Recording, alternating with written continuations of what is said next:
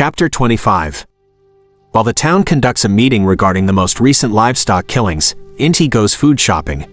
She meets local kids there who are enthralled by her wolf research. They reassure her that not everyone in the community is opposed to her. When Inti exits the store, Duncan is waiting by her car, and he asks her whether the baby is his. Duncan tries to persuade Inti to let him assist her to raise the child, even though she has told him she is giving the child up. Inti does not trust him when he claims that he did not kill Stuart. She acknowledges her affection for him, but expresses doubt that she and her sister's traumas can be overcome. Chapters 21 to 25 Analysis. These chapters move the secondary narrative's conclusion closer to the timeline of the plot. These incidents contrast with Inti's increasing confusion in the present, as she is about to start a new life that will separate her from Aggie.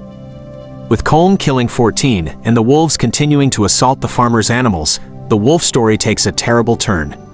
The irony of the Wolf Project's success is that as they become more numerous and powerful, they will become more daring in their foraging. The farmers have rejected Inti and her team's requests to fence in their property thus far. Technically, the wolf did not trespass because the first cow that was killed was well outside of the farmer's property.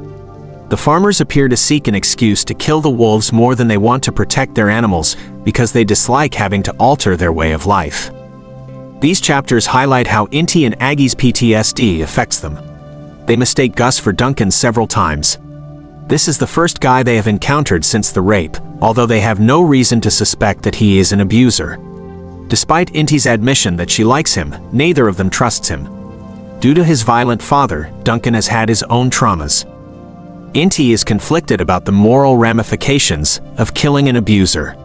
But she doesn't feel sorrow for Stuart's passing. She is concerned about what it would mean for her if Duncan had killed him. She ponders how she thinks about his ability to kill and whether he would get enraged and attack her.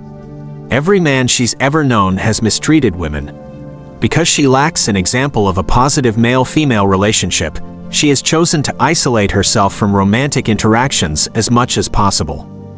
In contrast, the wolves only kill when they must. Despite their reputation for being vile and nasty, they do not murder for the sake of killing. One of the main topics of the book is the contrast between the wolves' and humans' motivations for murder. Chapter 26. In a flashback set in Alaska, Gus and his buddies are partying when Inti returns home from her station in Denali. Inti and Aggie are wary of them because they are acting boisterous as usual. Even though Inti is scared of what might occur, she makes an effort to appear to enjoy the party. Aggie is located, and she persuades her to go upstairs so they can go into Inti's room and lock themselves in. Gus locates Aggie and stops her as they are about to leave. Inti enters her room alone after going upstairs. While she phones the police to report the commotion in the hopes that they will stop Gus from doing whatever it is he is about to do, it does not. To prevent Inti from making another phone call, Gus stomps on her phone. When Inti alerts the men that Gus is about to harm Aggie, they all refuse to offer assistance and remain silent. She bangs on the door where Aggie, who is barely conscious, has been dragged by Gus and his cousin James. Aggie is raped by them till she bleeds out and faints in front of Inti. Gus remains there in a stupor as James exits once they are done. An ambulance is called by Inti. She is traumatized since she has experienced all of Aggie's pain. She takes responsibility for her inability to assist. Aggie almost makes it. She has shut herself off from the outside world when she awakens in the hospital. Chapter 27. Finding number 10, Inti's crew must put her to death because she is to blame for the attacks on the livestock. When the mountains become impassable due to a strong blizzard, the squad turns on its allies for support. Since that she is also unable to climb the mountain, Inti is aware that 10 will remain with her pack. When Bonnie arrives at Inti's cabin, she questions her about why she thinks Duncan killed Stuart. Despite having no concrete evidence, Inti fabricates the story that she was upset when she learned that Duncan was having an affair with Lainey. Inti is certain that Bonnie does not believe her as she departs. Inti visits Duncan's home to warn him but discovers it to be deserted. He hasn't left because the automobile is still there and the fire is still burning. She discovers him and Fingal bleeding in the snow, much to her distress. They have had their bellies and necks cut open, and they are barely alive. Despite being 36 weeks pregnant and having little strength and movement, Inti can drag Duncan to her car. Even though he is unable to talk, Fingal begs her to bring him, despite Inti's knowledge that he is already dead in his sight. When she heads to the hospital, she places Fingal's body on the front seat. Duncan is taken into surgery at the hospital. Inti is examined by a doctor, who is shocked to learn that she hasn't seen one during her pregnancy. Duncan and the wolves are all Inti can think about. Stuart was killed by wolves all along, and Inti has been living in denial about it. Inti resolves to murder 10 before Red and the other farmers reach her, because she is aware that they have all the evidence necessary to kill the wolves. She can at least save the other wolves in this way. She gathers her provisions and ventures out on her own, despite the hazardous surroundings. She rides Gaul, who was hurt before and might not be able to manage the challenging terrain of the forest. Chapter 28. Gus is accused of raping Aggie, but he is free while the case is pending. Security forbids him from entering the hospital to visit Aggie. One evening, Inti follows him home and makes a knife threat to him. She is sitting on top of him in bed while holding a knife to his throat. She informs him that Aggie would never be able to have children, and that by torturing her and keeping her alive, he did worse than murder her. Gus sobs and apologizes, but he is unable to explain his actions to Inti. She threatens to kill him if she ever sees him again. When traveling in the mountains on Gaul, Inti is unable to locate 10. Although she is aware that her wrath is unreasonable, she is upset with the wolf for attacking Duncan. That evening late at night, she locates 10 in a clearing after following deer footprints. She is shot by her, and the bullet kills her when it passes through her neck. When she starts to have contractions, she loads 10's body onto the horse and starts riding home. She is compelled to give birth alone, and in the bitter cold in the woods. That evening, wolves arrive. They sleep next to her to keep her and her infant daughter warm, even though she fears they may attack her.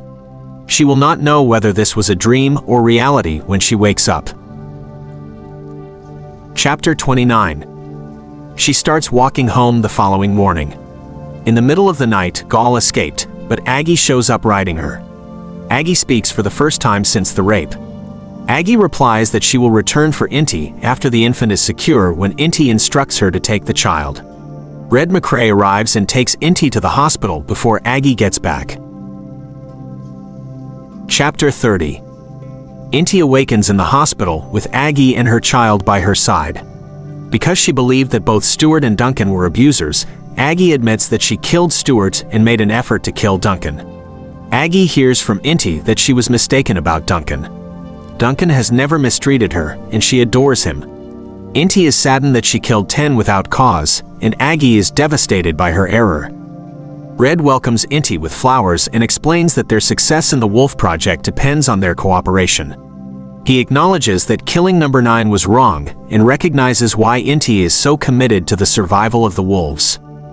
There is a Duncan. Although his throat has been cut, he is still going to live. Inti brings the infant to him when he is in the hospital. Chapter 31. Living together are Duncan, Inti, Aggie, and the infant. The argument is settled when Duncan admits that a wolf bit him. They also hold number 10 accountable for Stuart's demise. The case is closed because the wolf has passed away. Duncan uses a pad to write messages to people. Aggie needs to be in an institution, he informs Inti. No matter what she has done, Inti knows she cannot let go of her. Inti's mother calls to inform her that she is remarrying. She is unaware of what has taken place in Scotland. Inti extends an invitation to her so that their family can be together. Aggie steals Gaul one night and vanishes. She writes "Gone home" XX in a letter. Like their father, she has entered the wilderness on a horse, and Inti is aware that they will never see her again. Epilogue. Spring has arrived after a year. The wolves' radio collars are taken off by Inti so they can live in the wild. Their task is finished when her squad quits keeping an eye on them. Although number 6 is no longer alive, her descendants are resilient, and one of her daughters is now in charge of the pack. The wolves are flourishing, and the environment is beginning to recover. To teach her daughter about nature and to find wolves, Inti takes her into the forest. Although Inti is unsure of whether they will remain in Scotland, she is aware that the Highlands have shaped who she is. Chapter 26 Epilogue Analysis. The story's climax and resolution are covered in the last few chapters. Aggie's rape is detailed in Chapter 26, Duncan's attack is described in Chapter 27, and Inti's murder of number 10 and delivery of her daughter are described in Chapter 28. The penalty meted out to Gus and his disappearance, Aggie's confession, and Inti's life with Duncan and their kid is all covered in Chapters 29 through the epilogue. Her father's narrative is mirrored in Aggie's. Each one is aware that they have turned into a menace to others, and each would rather die quickly in the wild than die slowly from medication in a facility. These chapters examine the nature of violence, trauma, guilt, and retaliation. Aggie's killings are vengeance for the mistreatment she experienced when she was unable to defend herself. Aggie's attempted murder of Duncan and murder of Stuart are not morally criticized by McConaghy, nor are Inti's threats to kill Gus or her handling of number 10. Lainey assists Inti by lying to the police and is relieved that Stuart is dead. When it comes to handling these situations, the legislation is largely ineffectual. We are aware that Gus was prosecuted in court, but McConaghy has no information regarding the resolution of the case. Duncan, despite being the chief of police, gives a fraudulent account of his assault, allowing Aggie to escape punishment.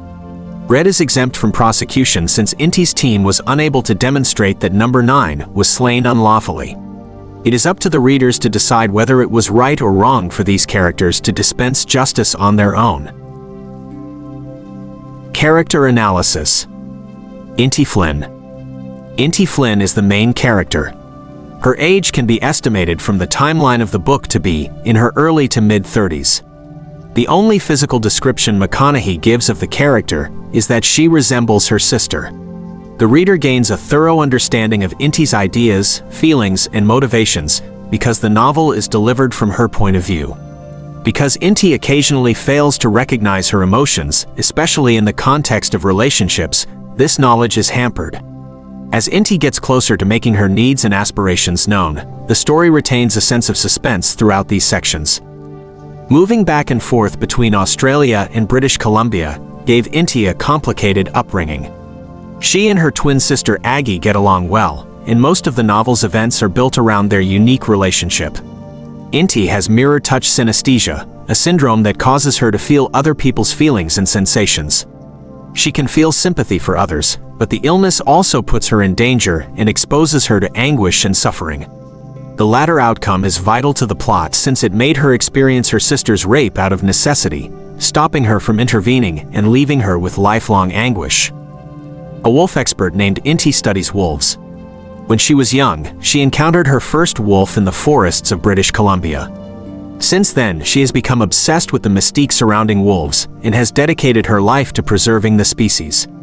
Her work is focused on restoring that balance by reintroducing wolves in significant places throughout the world where their species have gone extinct, because she was raised as an environmentalist and knows the importance of predators to a balanced ecosystem. To live a full life in the present, Inti must face her previous traumas as part of her character development. She becomes pregnant in Scotland and develops feelings for Duncan, the child's father. She must choose between allowing new people and emotions into her life or keeping herself cut off from human relationships to take care of her sister.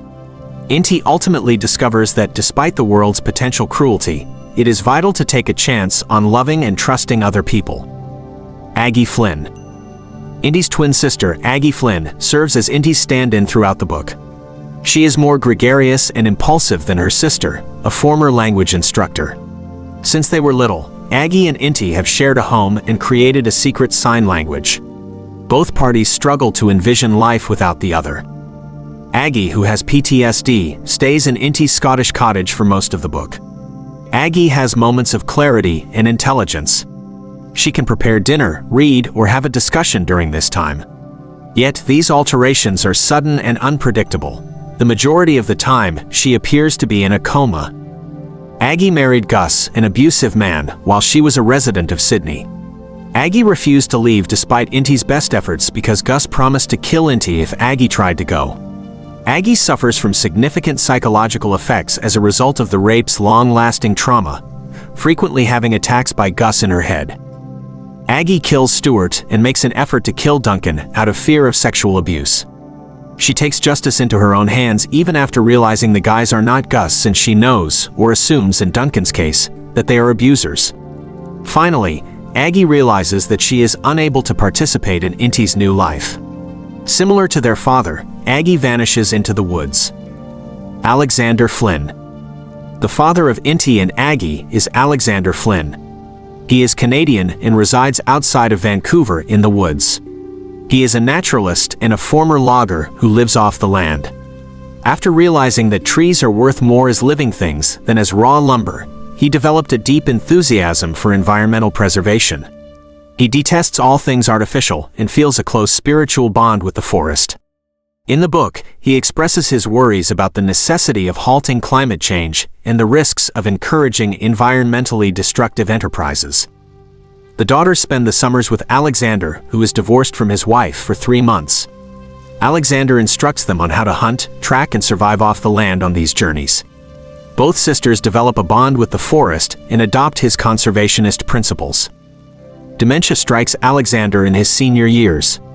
He acts aggressively toward Aggie. He gets supplies and rides into the jungle, knowing that his only choice is to be housed.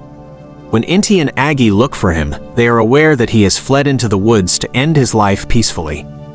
Inti's mother. Inti's mother is the polar opposite of their father, and she warns against over-caring for either the environment or other people throughout the entire book. She encounters the darkest aspects of human nature while working as a detective in Sydney, particularly when it comes to domestic abuse. She cautions Inti to temper her empathy, aware that her mirror-touch synesthesia leaves her open to attack. Inti believes that because she lacks warmth and cares more for her murder victims than she does for her daughters. Inti eventually realizes how much her mother loves both her and her sister. The plot is sparked by Inti's mother because she gives Inti the details she needs to carry out her inquiry.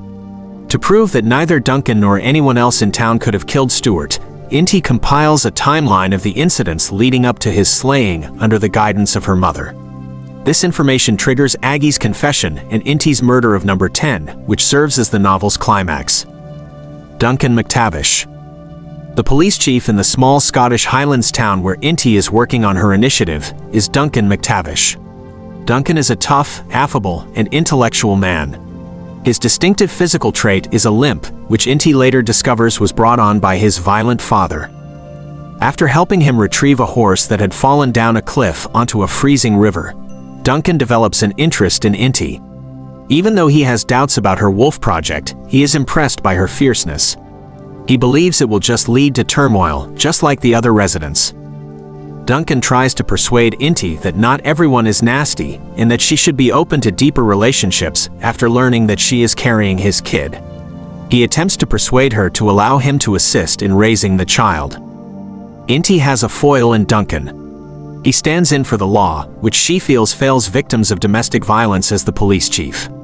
As a love partner, he stands in for her mistrust of men and aversion to closeness. Inti fears that Duncan may at some point resort to violence against because he killed Stuart and possibly his father, but Duncan's primary goal is to keep Inti safe, and in the end, she accepts him as a reliable companion. Stuart Burns. Lainey Burns' husband is Stuart Burns. She never acknowledges that he abuses her. He is a well-known resident and the owner of Burns Farm. Stuart is renowned for having an explosive, aggressive temper. Nobody intentionally provokes him. They are aware that he abuses Lainey, but nobody brings it up because she never comes forward. Inti is enraged by this accommodating conduct since she has dealt with too many violent males. She provokes Stuart in the hopes that he will attack her to show her and the world what kind of person he is. Duncan intervenes to avert this situation, but everyone is aware of Inti's animosity towards Stuart.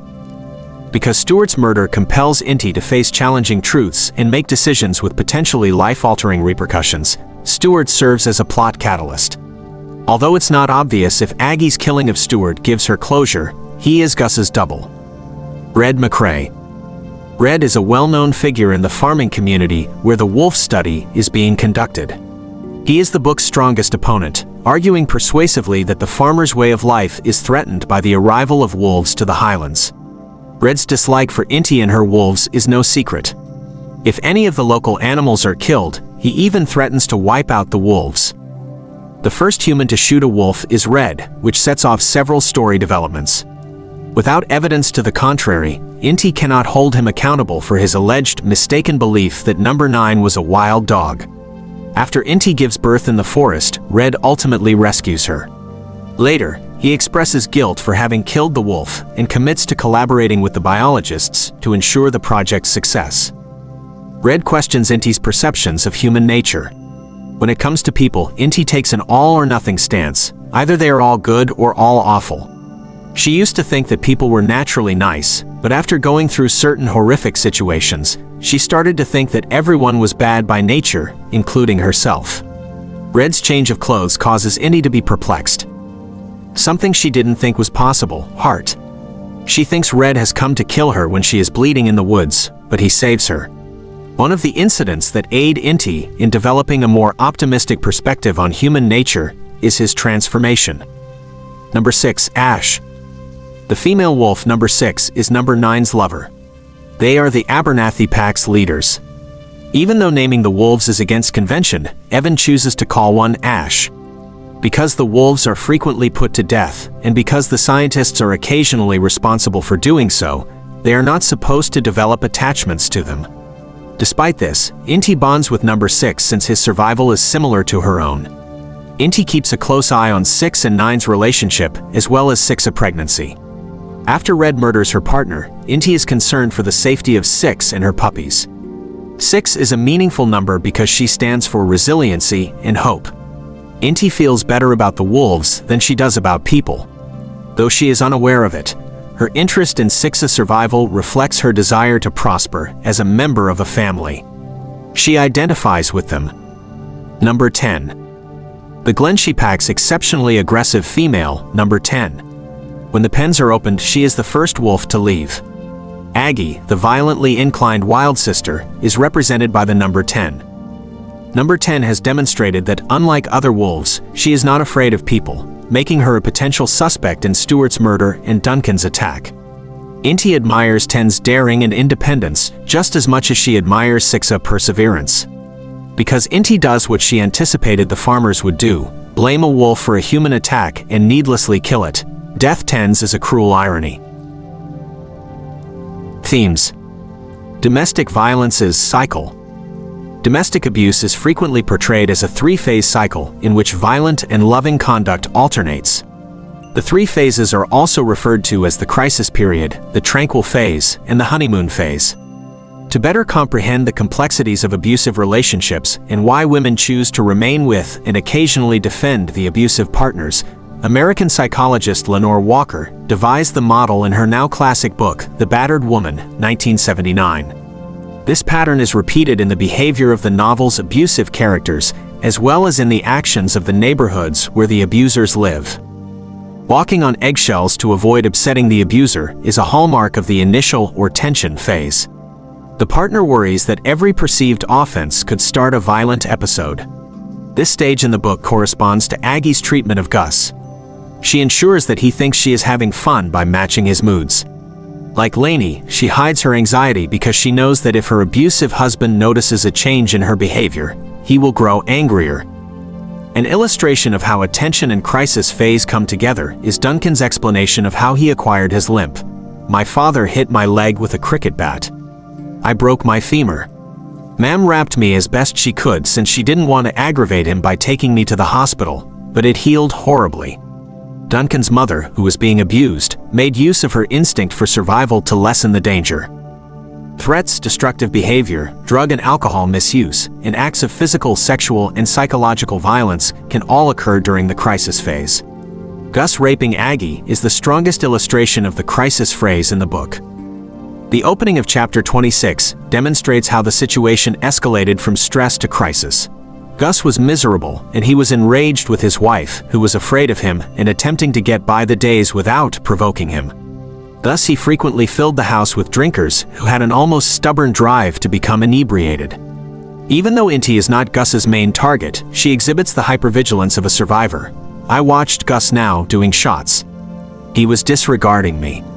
Everything would be okay. I would go to bed as they become intoxicated enough to fall asleep. She advises herself to ride it out and keep quiet.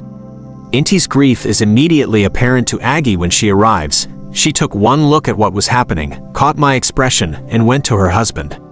"What's up, sweetheart? Offer me a deal." Aggie, a superb diverter, works to divert attention from Inti.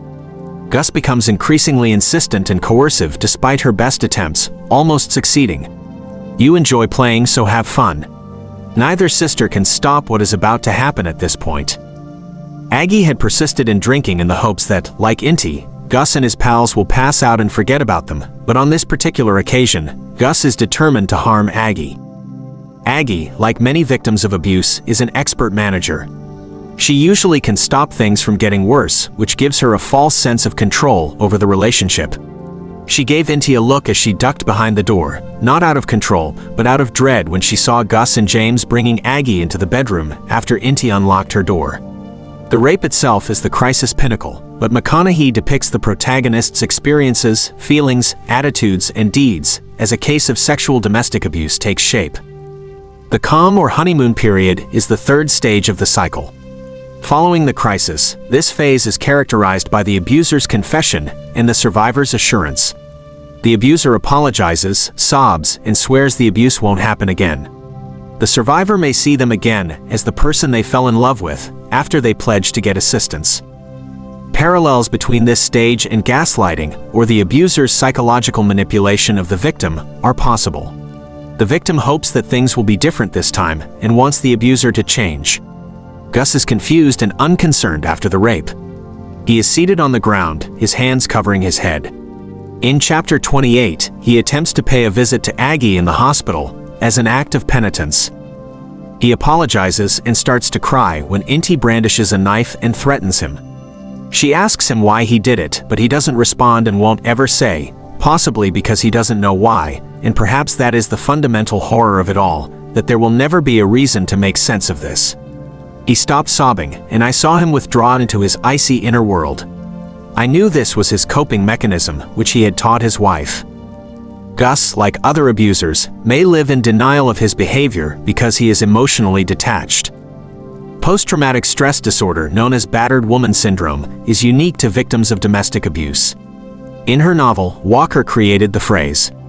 It is characterized by intrusive hallucinations, recollections, and experiences from the past. The terrible past becomes a part of the present because the survivor believes the incident is reoccurring. BWS symptoms include anxiety, avoidance, cognitive abnormalities, and dissociation. Aggie's behavior is a textbook example of BWS, even though McConaghy never explicitly states that Aggie has the illness. Important ethical issues are raised when Aggie murders Stuart. Throughout the book, only Duncan murders the abuser who caused him the most immediate harm. The ladies either kill dummy victims or don't kill at all because they never receive direct vengeance. Aggie is the only battered woman in the novel who kills a male abuser, but her distorted perception makes her go too far, and she almost kills an innocent man. Her actions mark her as too dangerous and unstable to live in society. Gus is the man responsible for her condition, but she is the one who lives with him and continues to suffer from his violence. Her victims are Gus's victims as well, which is how the cycle of domestic violence perpetuates beyond the initial abuser and victim. The reintroduction of wolves. The book is centered on a made-up initiative to rewild wolves in Scotland, although it makes use of the actual 1995 initiative to reintroduce wolves to Yellowstone National Park. The first national park in the world, Yellowstone, was established in 1872. The relationship between the components of an ecosystem was not fully recognized at the time. Wolf predation on animals like deer and elk was considered detrimental, thus they were given the designation to safeguard the landscape. A Stuart Kenny essay on Much Better Experiences shows the ripple effect of wolf eradication in Yellowstone. The elk population soared when the wolves disappeared. A lack of wolves meant that elk populations remained high enough to cause overgrazing of young willows, aspen trees, and cottonwood plants, which in turn led to a decline in songbirds and beavers, the latter of which rely on willows in the winter.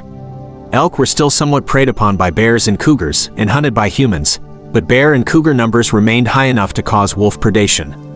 The lack of damming and shade caused water temperatures to rise as beaver populations decreased, making it impossible for some cold water fish to live in Yellowstone. How the rewilding of wolves saved Yellowstone National Park, the 22nd of February 2021. 31 wolves from British Columbia and other regions were successfully brought into Yellowstone from 1995 to 1996, using a strategy similar to that used by Inti's team to help the wolves feel at home.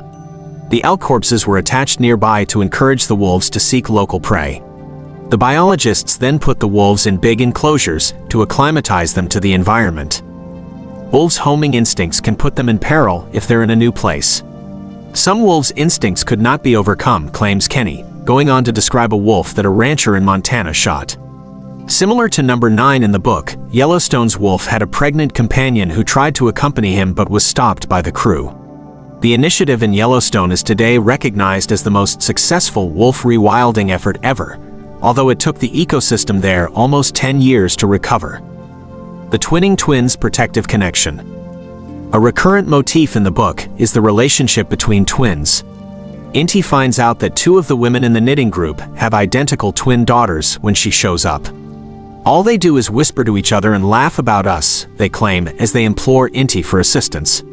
They are informed by Inti that they will never be as close to them as they are to one another. Although the ladies find it challenging to accept, this is consistent with what is understood about twin relationships. Of course, not all twins go through this. Like other siblings, some twins grow apart or take different paths in life. Being a twin may not be something everyone enjoys, but generally, Inti's response captures the special bond between twins. This is supported by a journalist's examination of twin relationships. They always believed their friendship was more intense, and probably more important, than their relationship with their other sibling or their parents, according to an interview with a pair of twin sisters. I went to the world's largest meeting of identical twins. I departed enviously, the 16th of August 2015. Being a twin, according to some, is like having a built-in best friend for life.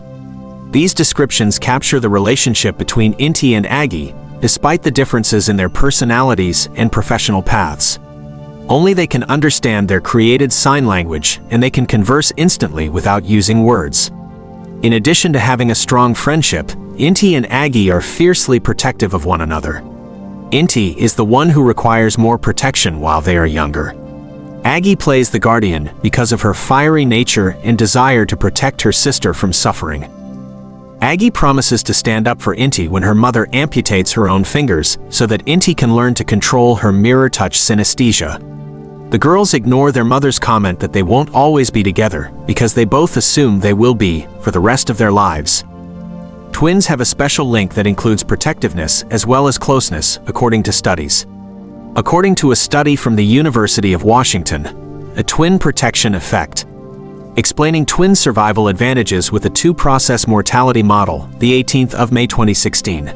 Twins have a stronger lifelong link and live longer than the general population.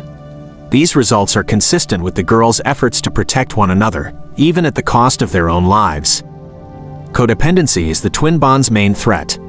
Codependency is a dysfunctional emotional relationship in which partners support one another's aggressive or self-destructive behaviors. It's common to use the term codependent to refer to someone who supports their partner's addiction. Inti and Aggie had a codependent relationship after Aggie was raped in the book. Inti isolates herself from building ties with others by blaming her sister's illness. Inti looks out for Aggie out of love and protection on the one hand. On the other hand, shame feeds her attachment, and she develops an unwavering loyalty that causes her to sacrifice her own needs and isolate herself emotionally from other people. She has no boundaries with Aggie, which causes her to become detached from her own emotions. Inti finds it challenging to distinguish her thoughts and experiences from Aggie's due to her mirror touch synesthesia, and throughout the book, she runs the risk of losing herself entirely. Symbols and motifs. Wolves. In the book, the wolves serve as a governing metaphor by offering the main theme, symbolism, and motif. The externalization of the protagonist's internal struggles and the creation of catalytic plot points for character development occurs when a novel has a governing metaphor. The wolves are used throughout the book to highlight a variety of contrasts, including those between the natural world and civilization, morality and immorality, cruelty and tenderness, and predator and prey. Black and white thinking of the world is a dichotomy. Kindness and cruelty are concepts that represent incompatible opposites.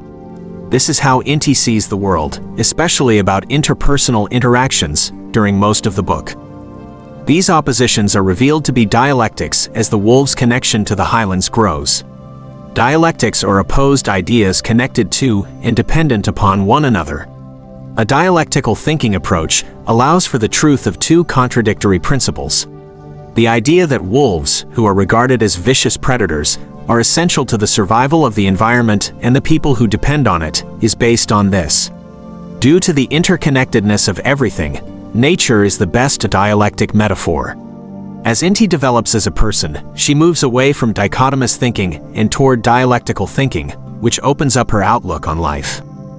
The giant in trembling. The trembling giant, like the wolves, is a symbol of how intertwined all of nature is. The lone tree that resembles a forest is the trembling giant.